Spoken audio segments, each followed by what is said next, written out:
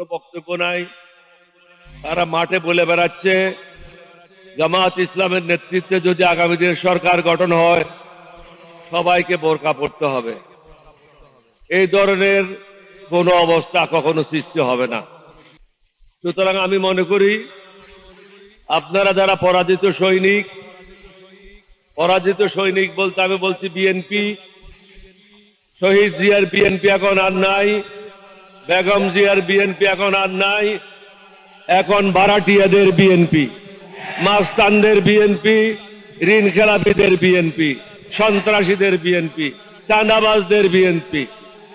দেশের লোকেরা আপনাদেরকে প্রত্যাখ্যান করেছে, যার জন্য আপনাদের মুখে হাসি নাই। এখন থেকে হাসি বন্ধ, কয়েকদিন পরে কাশিও বন্ধ হয়ে যাবে।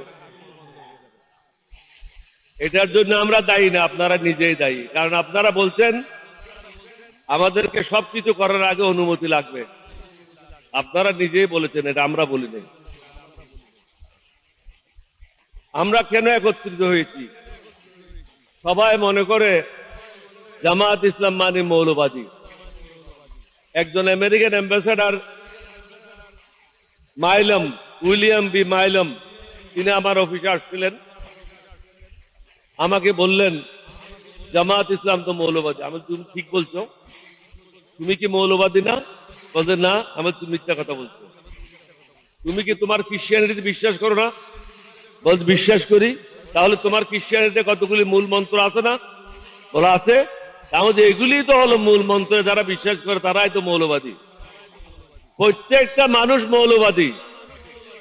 যে হিন্দু সেও মৌলবাদী, যে বুদ্ধিস্ট সে মৌলবাদী, যে খ্রিস্টান সেও মৌলবাদী। আমরা সবাই মৌলবাদী। আমি বল তুমি বলতে চাচ্ছ এক্সট্রিমিস্ট। এটা দুইটা পার্থক্য জিনিস। সুতরাং আপনারা যে ওষুধগুলি নিয়ে বাজারে বেরিয়েছেন এগুলি পুরানো ওষুধ। এই ওষুধ আর কাজ হবে না।